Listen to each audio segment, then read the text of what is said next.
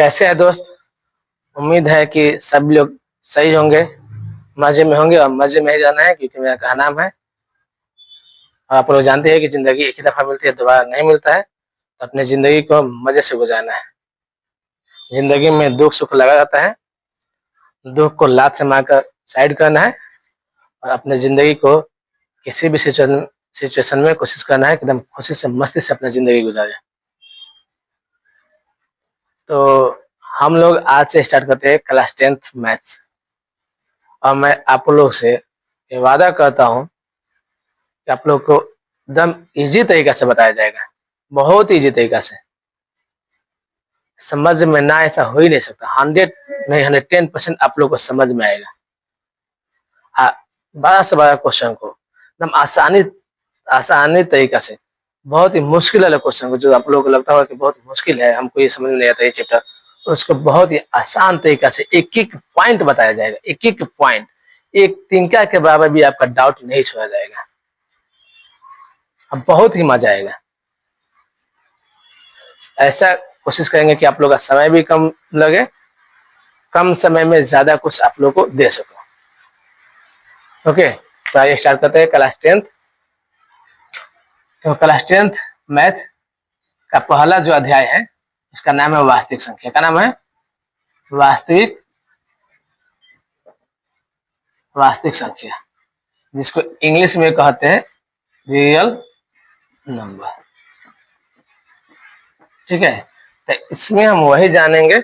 इसमें 4 पॉइंट होता है। कितना पॉइंट होता है? 1.1, 1.2, 1.3, 1.4। ठीक है ना, 4 पॉइंट होता है। अब इसमें हम सबसे पहले 1.1 के लिए जानेंगे कि 1.1 के लिए हमें किस किस चीज का जरूरत होता है, उसमें हमको क्या सीखना है वो पढ़ाएंगे। उसके हिसाब से 1.4 का क्वेश्चन बताएंगे। फिर 1.2 में जिस चीज का जरूरत होगा, जो फॉर्मूला का जरूरत होगा, जो सूत्र का जरूरत होगा, उसको बताएंगे। प्राकृतिक संख्या, प्राकृतिक संख्या, प्राकृतिक संख्या बोले तो क्या? Natural number, natural number. अब हम जानेंगे प्राकृतिक संख्या कैसे करते हैं। तो प्राकृतिक संख्या का 2 तरह से हम डिफाइन कर सकते हैं, 2 तरीके से परिभाषित कर सकते हैं। एक क्या कि गिनती की संख्या को प्राकृतिक संख्या कहते हैं, गिनती की संख्या को। ठीक है ना। अब गिनती की संख्या कैसे स्टार्ट होता है? 1, 1.25, 1.5, 1.25 से तो स्टार्ट नहीं होता है। कैसे स्टार्ट होता है? 1, 2, 3, 4, 5 ऐसे कहाँ तक जाता है? ऐसे जाता है आपको अनंत तक। ये मत सोचिएगा कि गिनती है तो 100 जाएगा, 100 के बाद खत्म हो जाएगा। नहीं, 100 के बाद 100 के बाद 101 आएगा, 200 के बाद 201 आएगा, 300 के बाद 301 आएगा। तो ये अनंत तक जाता है। बरसात हो रहा है तो ये जो आवाज आप लोग सुनाई दे रहा है ना, ये बरसात का मौसम का है, बरसात हो रहा है ना, तो उसकी आवाज है। तो गिनती जो है 100 तक नहीं होता, गिनती अनंत तक होता है। आप लोगों को तो मालूम है, मैं बताते जाऊँ। इसे 2 तरीके से डिफाइन कर सकते हैं कि गिनती की संख्या को प्राकृतिक संख्या कहते हैं, या एक कह सकते हैं कि 1 से लेकर अनंत तक को प्राकृतिक संख्या कहते हैं। क्या कह सकते हैं? गिनती की संख्या को जो 1 से लेकर अनंत तक होता है, गिनती की संख्या को प्राकृतिक संख्या कहते हैं, या 1 से लेकर अनंत तक को प्राकृतिक संख्या कहते हैं। समझ में आ गया? देखिए, इससे एक और बात, इससे n से सूचित करते हैं, n से सूचित करते हैं। फर्स्ट हो गया। सेकेंड, सेकेंड क्या जानेंगे? पूर्ण संख्या। कौन संख्या? पूर्ण संख्या। पूर्ण संख्या को इंग्लिश में होल नंबर कहते हैं। कौन नंबर? Whole number. इसको क्या कहते हैं? ये कह सकते हैं कि प्राकृतिक संख्या के आगे 0 को रख देते हैं या सम्मिलित कर देते हैं, तो उससे जो संख्या सूची बनता है उससे क्या कहते हैं? उससे कहते हैं पूर्ण संख्या। कितना आसान है। क्या वो प्राकृतिक संख्या के आगे, तो प्राकृतिक संख्या क्या है? वो इसलिए करना तक है। प्राकृतिक संख्या के आगे 0 को रख देते हैं या सम्मिलित कर देते हैं, तो उससे जो संख्या सूची बनता है ना, उसको क्या कहते हैं? उसको पूर्ण संख्या कहते हैं। ये बात समझ गए? एक और बात समझ लीजिए जो ऑब्जेक्टिव में पूछता है। देखिए, कहता है क्या सभी प्राकृतिक संख्या पूर्ण संख्या होता है? हाँ बाबू, सभी प्राकृतिक संख्या पूर्ण संख्या होता है। क्यों? क्योंकि पूर्ण संख्या में सभी प्राकृतिक संख्या है कि नहीं है ना, तो सभी प्राकृतिक संख्या पूर्ण संख्या होता है।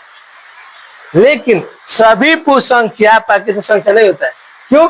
क्योंकि सभी पूर्ण संख्या में जीरो है जो कि प्रकृति में नहीं है, तो सब साथ साथ में सीखते चल रहा है। इसको बाबू डब्ल्यू से सूचित करते हैं। किससे सूचित करते हैं? डब्ल्यू से। समझ में आया? इसका दो डिफिनेशन हो सकता है। ये कह सकते हैं कि गिनती के आगे, गिनती संख्या के आगे जीरो को रखने से जो संख्या सूची बनता है पूर्ण संख्या कहते हैं। ये कह सकते हैं कि प्राकृतिक संख्या के आगे जीरो को रखने से जो संख्या सूची बनता है पूर्ण संख्या कहते हैं। इसे डब्ल्यू से सूचित करते हैं। कितना इजी, एकदम आसान तरीके से। अब देखिए, अब समझें क्या? पूर्णांक संख्या। कौन संख्या? पूर्णांक संख्या। इसको इंग्लिश में इंटीजर कहते हैं। इंटीजर नंबर, इंटीजर नंबर, दम इजी तरीके से। अब इसमें देखिए, इसमें कौन कौन संख्या, पूर्णांक में कौन कौन संख्या होता है? फर्स्ट होता है प्राकृतिक संख्या जो 1 से लेकर अनंत तक होता है, ये प्राकृतिक संख्या हो गया। इसमें होता है पूर्ण संख्या जो 0 से अनंत तक होता है। अब इसके आगे तो क्या कहता हूँ कि पूर्ण संख्या के आगे ऋणात्मक संख्या को यानी माइनस वाला संख्या को सम्मिलित कर देते हैं, रख देते हैं, तो उससे जो संख्या सूची बनता है उसे पूर्णांक संख्या कहते हैं। पूर्ण संख्या के आगे ऋणात्मक संख्या को रखने से जो संख्या सूची बनता है उसे क्या कहते हैं? पूर्णांक संख्या कहते हैं। समझ में आ गया? अब इसमें देखिए, जीरो के दाहिने साइड, जीरो के दाएं साइड में इसको किसे सूचित करते हैं? वो इसे हम जेड से सूचित करते हैं। इसे किसे सूचित करते हैं? इसे जेड से सूचित करते हैं। एक बात हमेशा ध्यान में रखिएगा कि जीरो से दाहिना वाले साइड के अंक जो होता है उसको हम कहते हैं धनात्मक पूर्णांक। क्या कहते हैं? धनात्मक पूर्णांक। धनात्मक पूर्णांक क्यों कहते हैं बाबू? क्योंकि ये प्लस में होता है। समझा यार? और जीरो से जो बाहर होता है धनात्मक ही होता है। इसको धनात्मक पूर्णांक है इसलिए इसे जेड प्लस से सूचित किया जाता है। और जीरो से बाएं वाले साइड को, जीरो से बाएं वाले साइड को क्या कहते हैं? वो ऋणात्मक पूर्णांक कहते हैं। ऋणात्मक पूर्णांक, ऋणात्मक पूर्णांक। ऋणात्मक पूर्णांक है इसलिए इसको जेड माइनस सूचित करते हैं। जीरो के दाहिने साइड को धनात्मक पूर्णांक हो गया, जीरो से बाएं साइड ऋणात्मक पूर्णांक हो गया। अब ये सवाल आता है कि जीरो जो जलालू भाई, जीरो जो है वो धनात्मक होता है कि ऋणात्मक होता है? तो जीरो जो होता है वो ना ही धनात्मक होता है, ना धनात्मक ना ऋणात्मक। जीरो तो ना ही धनात्मक होता है ना ही ऋणात्मक होता है। तो आप लोग कहिएगा बस आप बोल दिए, कह दिए तो उससे साबित हो गया है? साबित नहीं हुआ। आप बताइए कि क्यों नहीं होता है? ना ही प्लस में होता है ना ही माइनस में होता है, तो क्यों नहीं होता है? तो देखिए, हम बता रहे क्यों नहीं होता है।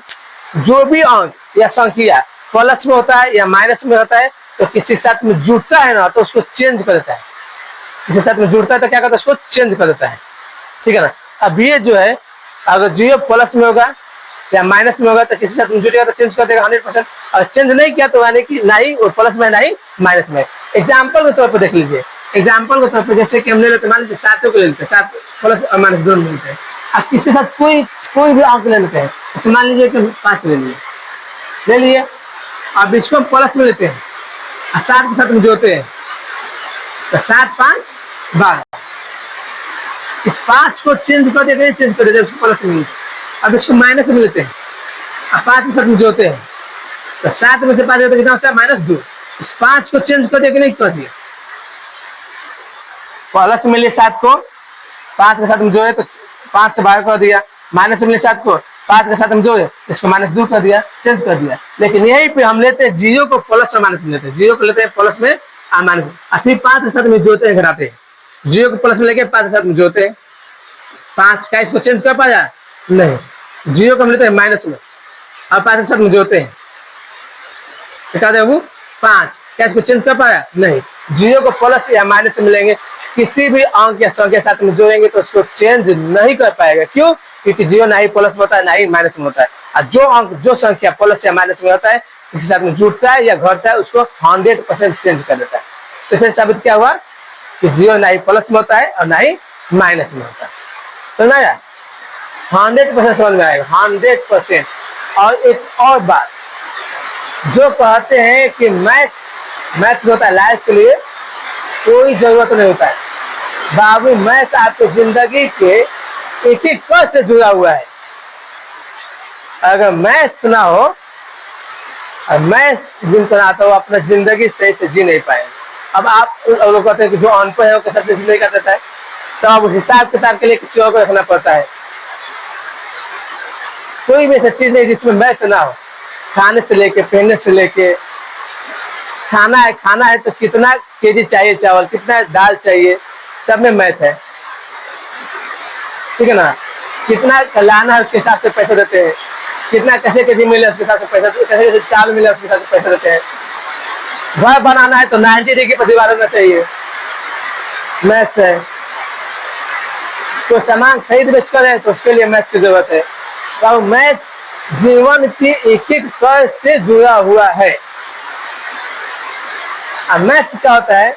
मैथ आपके दिमाग को विस्तार करता है, आपके दिमाग को बढ़ाता है।